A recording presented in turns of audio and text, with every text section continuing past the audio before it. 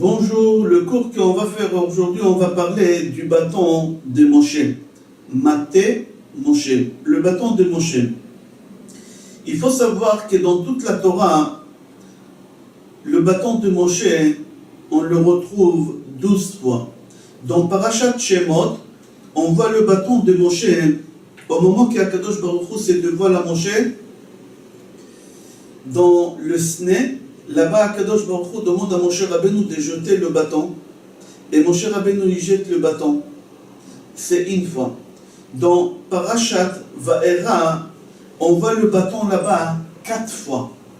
Dans Parashat Bo, on voit une seule fois. Et dans Parashat Beshalach, on voit encore 4 fois. Dans Parashat Korach, on voit encore une fois le bâton de Moshe. Au moment qu'ils ont dit que tous ils vont mettre leur bâton, toutes les têtes des tribus, ils vont mettre le bâton et ils vont le mettre dans le Mishkan. Et c'est lui qui va fleurir, c'est lui qui va être le chef. Et c'est là-bas où on a vu encore le bâton de Moshe. Et la dernière fois dans Parashat Rukat, on voit encore le bâton de Moshe au moment qu'il n'y a pas d'eau. Akadosh Baruch Hu dit à Moshe Rabbeinu de parler au rocher. Et Moshe, il frappe le rocher avec le bâton. Total, on voit que le bâton de Moshe, il était rappelé dans la Torah pendant 12 fois. La question qu'on se pose, d'où il vient ce bâton-là? C'est quoi l'histoire de bâton de Moshe? Dans Pirkei de Rabbi Eliezer, Perek Mem, là-bas c'est marqué que Rabbi Levi dit que ce bâton, Kadosh Baruch Hu, il l'a créé vendredi, avant Shabbat. Il y a une Mishnah dans Pirkei Avot, je pense le 5e chapitre, c'est marqué là-bas Asara Dvarim Nivreu Be'erev Shabbat. On va les citer tout à l'heure. Il y a 10 choses qu'Akadosh Baruch Hu il les a créées juste avant Shabbat. Quelques minutes avant Shabbat, Akadosh Baruch Hu il a créé 10 choses. Et parmi ces 10 choses qu'Akadosh Baruch Hu il a créées, Akadosh Baruch Hu aussi il a créé le bâton de Moshe.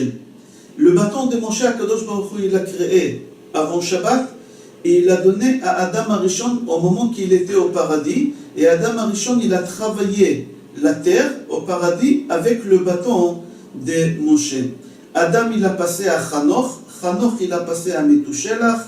Metushelach, il a donné à Noach. Noach, il a transmis à son fils Shem. Shem, il a transmis à Avraham Avinu. Avraham Avinu a transmis à Yitzhak. Yitzhak, il a transmis à Yaakov. Yaakov, il a transmis à Yosef. Yosef, il a pris avec lui ses bâtons. Au moment qu'il s'est trouvé en Égypte, il a gardé ce bâton avec lui. Au moment que Yosef il est mort, tous les Égyptiens, ils ont rentré dans la maison de Yosef et chacun, il a pris quelque chose. Yitro, il a trouvé ce bâton et il l'a pris pour lui. Il s'est sauvé avec Midian. Et au Midian, il a pris ce bâton, il l'a planté dans son jardin, parce qu'il ne comprenait pas ce qui est marqué dans ce bâton. Là-bas, il y a une marloque, et tout à l'heure, on va dire, il y en a qui disent que c'était marqué là-bas, les Aseret Amakot, Berachet Tevot, Datsach Adash Be'achav. On va dire ça tout à l'heure, seulement j'ai fini.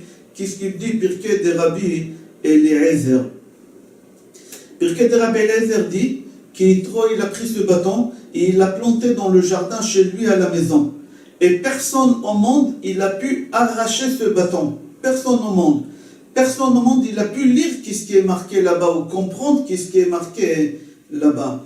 Au moment que Moshe Rabbeinu, il est rentré chez Yitro à la maison, il est rentré dans son jardin, il a vu le bâton. Et il a lu là-bas, qu'est-ce qui est marqué, en lisant, il a pris le bâton comme quelqu'un, il arrache une herbe avec une facilité extraordinaire. Pirkei de Rabbi Eliezer, dans Perek Mem dit qu'il y a des gens très très forts. Ils sont venus, ils ont arraché pendant des années, ils ont essayé d'arracher pour pouvoir se marier avec la fille de Yitro, parce que Yitro, il a dit, c'est lui qui arrive à arracher, à déterrer ça, je lui donne ma fille. Personne n'a réussi. Et mon cher Rabbeinu, il rentre à la maison chez Yitro, il lit, et pas seulement il lit, il prend le bâton de la terre, on dirait quelqu'un qui l'arrache une herbe. Yitro, il a vu ça, et tout de suite il a dit, c'est lui le sauveur des béné Israël en Égypte. Et c'est pour cela qu'il lui a donné sa fille Tzipora pour femme. Jusqu'ici, Pirkei de Rabbi Eliezer. Dans Yalkut Shimoni, Siman Kuf Samer Chet, dans Parashat Shemot dit que Moshe Rabbeinu, il est arrivé à la maison de Yitro à l'âge de 67 ans. Pendant 40 ans, Moshe Rabbeinu, il était dans le pays des Couches. Et à l'époque, le pays des Couches, il était en guerre. Et Yitro avec Midian. Et Yitro, au moment qu'il a vu Moshe Rabbeinu venir chez lui des Couches, il a eu peur que Moshe Rabbeinu, c'est un espion. Qu'est-ce qu'il a fait? Il a pris Moshe Rabbeinu, il l'a mis en prison pendant 10 ans, il l'a mis en prison, sans lui donner ni à manger, ni à boire. Et la fille d'Yitro Tzipora, en cachette pendant ces 10 années, elle ramenait à manger à Moshe Rabbeinu en prison. Après 10 ans, la fille Tzipora demande à son père, papa, qu'est-ce qui se passe avec ce bonhomme que tu l'as mis en prison il y a 10 ans? Il a dit, c'est sûr et certain qu'il est mort. Un homme ne peut pas résister autant de temps sans manger et sans boire. Et il lui dit, papa, viens quand même, on va aller voir, peut-être il est vivant. Tu sais, ce peuple-là, ils ont eu tellement de miracles. Regarde, Abraham Avinu, ils l'ont jeté dans la fournaise, il est sorti vivant. Et il lui a raconté plein des histoires que nos ancêtres, ils ont eues. Et il lui a dit, ce peuple-là, il a l'habitude d'avoir des miracles. Au moment que sa nuque est devenue en marbre, alors son père lui a dit, viens, on va aller voir. Ils ont parti, et ils ont vu Moshe Rabbeinu en train de prier. Et trop, quand il a vu ça, tout de suite, il a fait sortir Moshe Rabbeinu des prisons. Il l'a lavé, il l'a rasé, et il l'a ramené chez lui à la maison. Au moment que Moshe Rabbeinu rentre chez Yitro à la maison, il sort vers le jardin pour prier à Akadosh Baruch Hu et pour le remercier à Akadosh Baruch Hu pour le miracle qu'il a fait, qu'il est resté pendant 10 ans vivant là-bas, avec le peu de nourriture que la fille d'Yitro lui ramenait. Et maintenant il est sorti vivant, il est parti faire une prière. Au moment qu'il a fait cette prière, il a vu par terre planté un bâton, mais il était en forme d'une pierre précieuse qu'on appelle saphir. Il était planté là-bas. Moshe Rabbeinu, il s'est approché et il a vu le vrai nom de Hachem qui est marqué là-bas. Il a vu là-bas plein de choses qui ont été marquées et il les a lues. Et à voix haute, et en même temps il a arraché le bâton, on dirait quelqu'un qui arrache des herbes. Et là-bas on dit que ce bâton-là, au moment que Moshe Rabbeinu il a pris, il a compris, comme Pirkei de Rabbi Eliezer, que c'est lui le sauveur des bénis Israël, il lui a donné Tzipora, sa fille.